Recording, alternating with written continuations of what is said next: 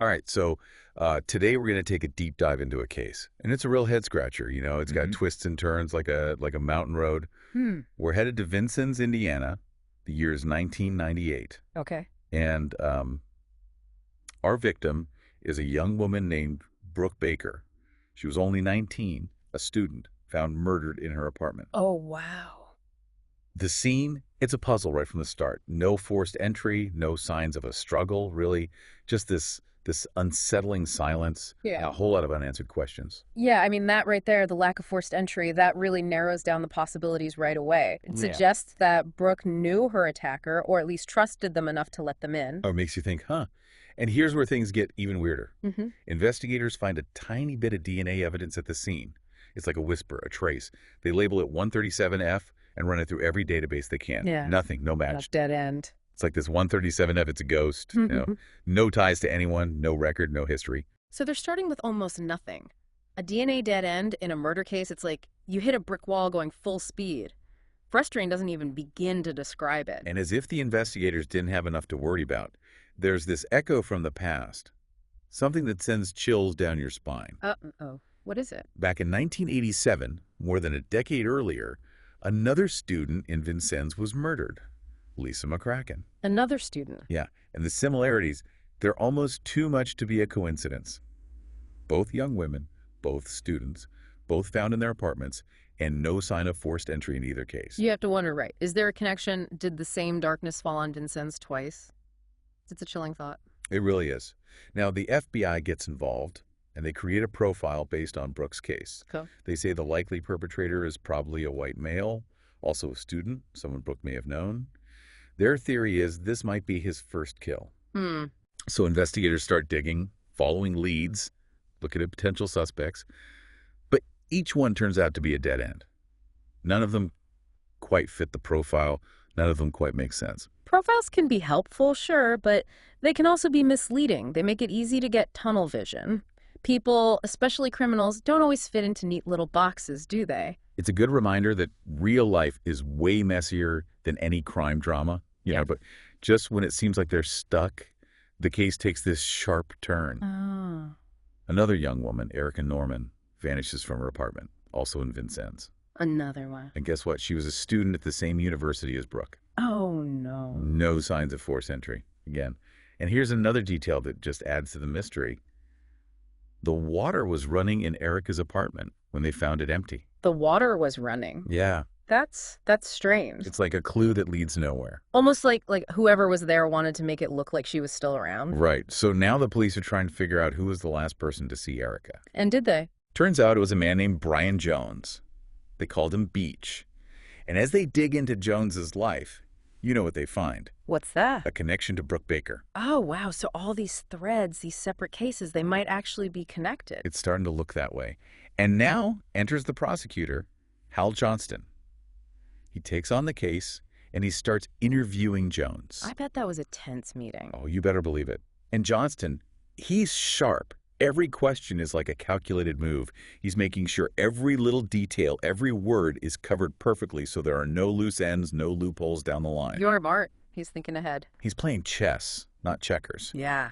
And that careful approach pays off big time because during the investigation, bam, a huge break in the case. They find traces of Erica Norman's blood in the trunk of Brian Jones's car. Whoa. Okay, now they're talking. That's a direct link to Erica. Yeah, and when you consider how similar her case is to Brooke's. It has to make you wonder if he's involved in that one too, right? Exactly. And it gets even worse for Jones. They search his apartment, and what do they find? More of Erica's blood hidden away in the shower frame. So he tried to cover it up. Tried to, but they say those little drops of blood, Yeah. they tell a big story. They really do. Trying to hide evidence, it's almost like admitting guilt. It's like saying, I've got something to hide. Exactly. So now, facing this mountain of evidence against him, Jones pleads guilty to Erica Norman's murder, Wow. and he's sentenced to 60 years. That's a long time. A heavy price to pay. But what about Brooke? What of that ghost, that 137F, the DNA with no name? We still don't have answers there. It's like the story is only half finished. There's a missing piece of the puzzle. Yeah. Jones is locked up, paying for what he did to Erica. But we still have this unanswered question hanging over us. The mystery of 137F that DNA from Brooke's case, Yeah. it's like an itch you can't scratch. You got to find out, right? You got to Yeah. know. Yeah, and then, get this. Picture this. Hal Johnston, our super meticulous prosecutor, he's miles away from the courtroom on duty with the National Guard. Okay. And his phone rings. Uh-oh. It's the lab. And they tell him they've got a hit on that 137F, the DNA from Brooke's murder. It matches Brian Jones. Wow. Talk about a moment of truth, right? After years of investigation, they get this one phone call that changes everything. It's something out of a movie. Right. And suddenly, Johnston is being rushed away in a helicopter. No way. Yeah, like an action movie scene. But this is real life, no special effects. Wow. They arrest Jones for Brooke's murder, and now the whole legal machine starts cranking again. But here's where it gets interesting. They make a strategic decision to try Jones for Erica and Brooke's murders in separate trials. That's a risky move, isn't it? You run the chance of one trial influencing the other. True, but it also allows them to really focus on each case individually, you know? Okay, I see. Present a clear narrative for each victim. Exactly. Yeah. So 2 trials, 2 sets of evidence, 2 chances to get justice for these women. And remember, he already admitted to killing Erica. So now all eyes are on Brooke's case. Johnston, he lays out his case like a master strategist. Every bit of evidence is placed perfectly. He focuses on what he calls the irrefutable facts, the DNA, the blood in Jones's apartment. And get this, they found something under Brooke's fingernails. Oh. And it matched Jones's DNA. So she fought back. It paints a picture, doesn't it? This wasn't just a passive, Yeah. She tried to defend herself. Awful. And then Johnston brings in witnesses who saw scratches on Jones's face the day after Brooke was murdered. Yeah. He's building a rock-solid case piece by piece. So what happened? The jury comes back with a verdict. Guilty. Guilty. Brian Jones is convicted of Brooke Baker's murder. Finally, a bit of justice for Brooke and her family after all these years. But the story doesn't end there. Okay. Now it's time for sentencing. Okay. And Johnston, he's got one more ace up his sleeve. Remember how they separated the trials? Well, for the first time, the jury hears about Erica Norman. He tells them everything. The murder, the similarities to Brooke's case, how cold and calculated it all was. That must have hit them hard. They thought they knew the whole story, but now they realize this guy, he's not just a murderer, he's a serial killer. It changes the whole atmosphere in the courtroom. Yeah, the weight of it all. And in the end, Jones is sentenced to life in prison without the possibility of parole. He will never hurt another person again. Good. But what about Lisa? Remember her case, the unsolved one from back in 1987? The echoes, the similarities?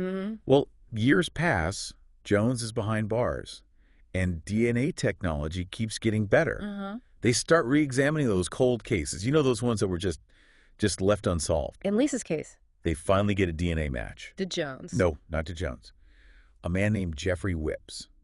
And get this. Yeah. He was already serving time for a different murder. Wow. So justice for Lisa, even though it was, like decades later? Justice delayed, but not denied. We've been digging deep into these cases, haven't we? The evidence, the legal battles, the families affected. But it's important to remember, these weren't just stories in a file. They happened in a real town, Vincennes, Indiana. And those tragedies, they left a mark. Yeah, I mean, think about it. Especially in a smaller community where everyone knows everyone, something like this happens and it just shatters that feeling of safety. It really does. Like a crack in the foundation of a community, a loss of innocence. And each of these cases, while they're unique in their own way, they also reflect these bigger trends we see in crime and justice, don't they? They do, absolutely. They're kind of like a microcosm of a much larger story. Exactly. And I think it's worth taking a look at those bigger trends. So let's start with forensics. DNA technology has come a long way since the 1980s and 1990s. Back then, it was still pretty new, right? Now it's almost everywhere in criminal investigations. It's pretty much the gold standard these days. You get a DNA match, and, well, that's often the deciding factor in a case. It's pretty irrefutable proof that someone was at the scene of a crime.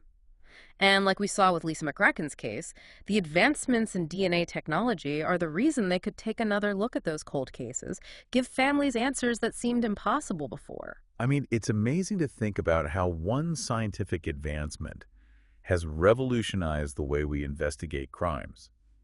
But with all that power comes responsibility too, doesn't it? Oh, for sure. We have to be careful. Think about the ethical implications, Make sure we're not misusing that power and that we're protecting people's privacy at the same time. Right. And speaking of changes, think about how much the world has changed since these crimes happened. We've got the internet, social media, online dating. It's a whole different landscape, even for criminals, right? Absolutely. It's created all these new types of crime, cyberbullying, identity theft, online scams. We even have the dark web now. It's a whole other challenge for law enforcement, trying to keep up with how criminals are using technology. It's almost like a race, isn't it? Both sides trying to stay ahead of each other. And with so much data out there, that question of privacy, it's even more important now than ever before. No question. We need to be able to use these digital tools to fight crime, but we got to do it in a way that respects people's privacy. It's a tough balance. It is, for sure. It's a lot to consider. But at the end of the day, I keep coming back to those three women, Brooke, Erica, and Lisa.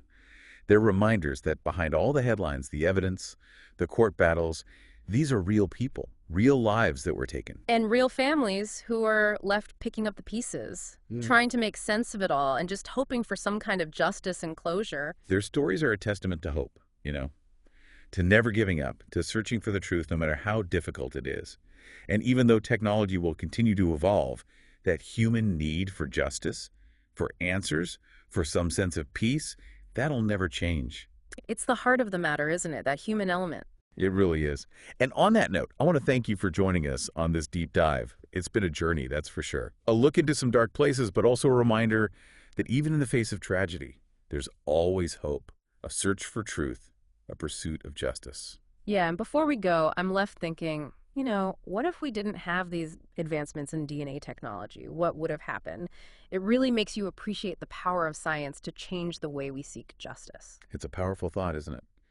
And to all our listeners out there, thanks for being with us. Until next time, keep exploring, keep asking questions, and never stop seeking the truth.